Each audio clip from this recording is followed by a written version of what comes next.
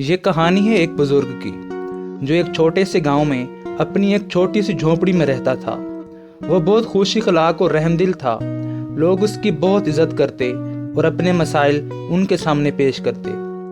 وہ بزرگ سب کے مسائل سنتا اور ان کا بہتر حل بتاتا۔ پورے گاؤں میں اس بزرگ کی رحم دلی اور محبت کے قصے سنائے جاتے۔ اسی گاؤں کے ساتھ ایک بہت بڑا بزنس مین یعنی تاجر رہتا تھا۔ ایک دن اس تاجر نے بزرگ کے پاس جانے کا ارادہ کیا۔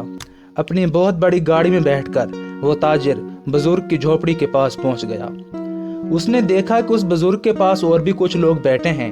وہ جھونپڑی کے اندر داخل ہوا لیکن اس کی طرف کسی نے خاص توجہ نہ دی۔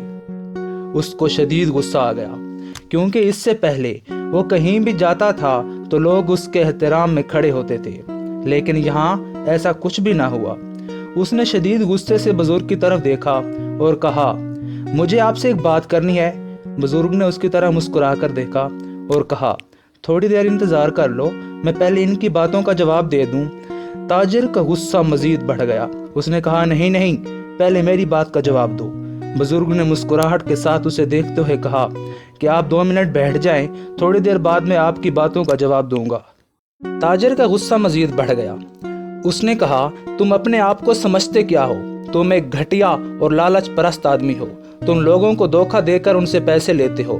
تم بہت ہی لالچی قسم کے انسان ہو۔ بزرگ نے اس کی طرف دیکھا اور کہا، لیکن میں آپ کے بارے میں ایسا کچھ بھی نہیں سوچتا۔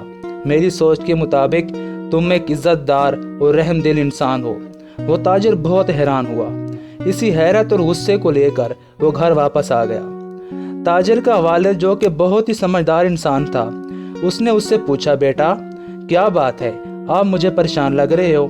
تاجر نے اپنے باپ کے کندھے پر سر رکھا اور ساری بات سنا دی کہ اس نے کیا کیا کہا اور اس بزرگ نے کیا کیا جواب دیا۔ تاجر کے باپ نے اس کو سمجھاتے ہوئے کہا کہ بیٹا، اصل میں جو کچھ تم نے اس بزرگ کو کہا وہ اسے نہیں بلکہ اپنے آپ کو کہا، اور جو کچھ اس نے تم کو کہا وہ اس نے تمہیں نہیں بلکہ اپنے آپ کو کہا۔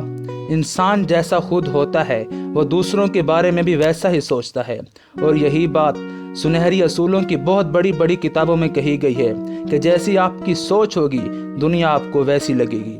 اگر آپ اپنی دنیا کو بدلنا چاہتے ہو تو دنیا نہیں، سوچ بدلو۔